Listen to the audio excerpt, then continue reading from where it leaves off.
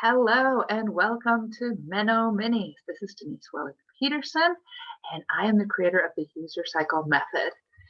So this podcast is for anyone who is menopausal, which is the 12 months period-free, postmenopausal, after that 12 months, and perimenopausal, the 10 to 15 years before the average age of 51.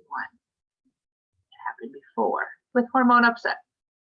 So today we are discussing the most important exercise for women over 40 to do.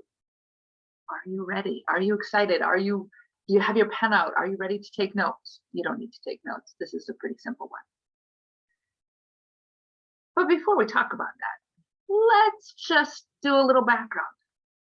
So did you know that the biggest concern of women over 40 is stress reactivity and sensitivity to stress? Do you know why that is? Well, because after 40, we kind of spring a cortisol leak. A lot of other leaks too, I suppose, but cortisol is what we're talking about today, right? So cortisol is the fight or flight hormone. Cortisol is the adrenaline hormone. Cortisol is the stress hormone that, when left to hang out in your body too long, causes fat storage. So one of the most important things we need to do as women over 40 is reduce our stress, bring our cortisol levels down. Now, there's lots of ways to reduce stress. And usually when I say we're going to reduce stress, everyone goes, oh, she's going to say meditation. Okay, maybe I want to, but years in the industry have told me that we want an active solution.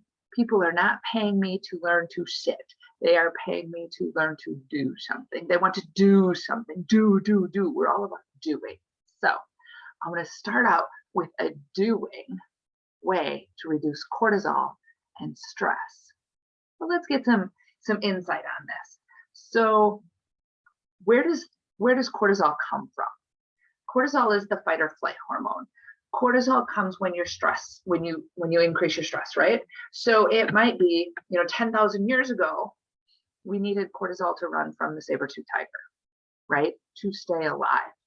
Cortisol essentially shuts everything down, everything non-essential down, so that you can run from the tiger, right? No digestion is going to happen because you need to be running from the tiger. No procreation is going to happen. You need to be running from the tiger. No frisky is going to happen. You need to be running from the tiger. No high-level thought is going to happen. You need to be running from the tiger, right? So cortisol is that kind of shot of adrenaline that helps you run faster to get away from the tiger so you can learn to live to see another day, right? So common day, we don't have saber-toothed tigers. What causes stress? Maybe a fight with your partner, maybe traffic on your way to work, maybe your boss, maybe your kid's schedule, right? Anything that kind of raises that in you, right? Gives you that shot of cortisol, right? Because it doesn't perceive the difference between a saber-toothed tiger and just bad traffic, right? The thing is, though, 10,000 years ago with the saber-toothed tiger, we actually ran our butts off in order to get away from the tiger. And that in turn burned off the cortisol, burned off the crazy, so to speak. And so that it wasn't left then floating around in your body to store fat. But today, you have a fight with your partner and then get in some bad traffic and your boss yells at you and your kids call with a schedule mess up. Probably you sit at your desk and go, oh, but you don't run from it, right? You don't physically run from the stress, from your boss, from your kids, from the phone calls, right? So what happens is all of that cortisol is left floating around your system, and as long as it's there, it figures, well, let's store some fat, man. We need to store some fat. We need to store this because we can't digest anything. We can't procreate. We can't do all these other things. We just have to store any energy that's floating around as fat right now. We got to store it, right? So the other thing is after 40, okay, before 40, This cortisol, this fight or flight response was an on and off switch. On off. Saber-toothed tiger is there, run for your life. The switch turns on, you run for your life. When you outrun the tiger, switch shuts off. But as we get older, that switch becomes less of an on-off switch and more of a dimmer switch with no real full off. It's like a leaky dimmer switch at that, right? It's always just a little bit on. So that means even if we don't have a big event or an event, so to speak, at all, we still have a cortisol leak. So we need to use up that cortisol.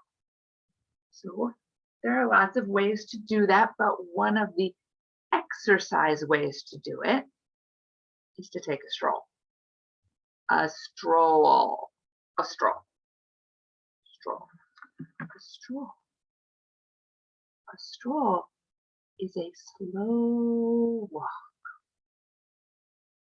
A stroll means we are not huffing and puffing. A stroll means we are not pumping our arms. A stroll means we aren't breathing heavy. A stroll means we are not having wrist weights or ankle weights or carrying a backpack loaded with weights. This is not cardio. Excuse me. A stroll is just that. It is a stroll. It is, I'm taking a walk with my 2-year-old niece, and she is examining every caterpillar, rock, and flower along the way. A stroll is walking with my 15-year-old dog who stops to smell every flower and fire hydrant and sign along the way. And instead of rushing them along, we walk at their pace. We let them examine the things. If you're on a treadmill, you need numbers. We are walking 2.8 to 3.2 miles per hour. That's roughly an 18 to 22 minute mile. We're in no hurry. The point is not to get steps quickly. The point is not to breathe heavy. The point is just to use up some of that cortisol. So it's not floating around our system storing fat. The point is to shut down the sympathetic and turn on the parasympathetic nervous system. Shutting down the fight or flight response. We're just burning off some crazy. Okay? So why is this so important? This is actually the linchpin of weight loss over 40, is just to walk more. Walk more. Not for the sake of cardio, but for the sake of burning off the cortisol. Now, if you want bonus points on that stroll, you will walk outside with the sun hitting your face, barefoot on the ground. Right? Those are extra things that you can do to help further reduce cortisol. You can do this up to an hour every single day of the week, every single day of your cycle. Okay, there's no week 1, 2, 3, 4 on this one. Strolling is across the board all month long. Okay, now when I just said an up to an hour a day, if that stressed you out, if that made you, oh, for God's sakes, Denise, who's got an hour? And don't do an hour. If I said walking barefoot outside and you went, you know it's 10 degrees below zero today, right, Denise, in the snow? Then don't do that, right? Like, let's be safe about it. But if it is 80 degrees by the beach in the sand on a sunny day, bonus points, right? Do what you can do. But even a little bit of sun just on your face at 0 degrees, if that's your kind of weather, is helpful, right? That helps to reduce your stress and your cortisol levels even further. Okay, so this is just one active way that we can help reduce our stress, bring down the cortisol levels. Okay. But it is by far and above. If you can't do anything else that I talk about, if you can't lift weights, if you can't do yoga, if you can't get to a gym, if you can't do some foam rolling, if you can't do a massage, can you walk? It doesn't have to be fast. It doesn't have to be far. It doesn't have to be long. Any little bit helps. That's how important it is. Okay? So when in doubt, it's okay to walk from the furthest parking lot space, or it's okay to go for a walk around Target. Have you done that? My daughter and I used to do that quite a bit when they were living at home. We would just go walk around Target. Leave your wallet in the car. All right, that's it for today. Your single most important exercise to do for women over 40, go for a stroll. Have a fantastic week. We'll chat next time.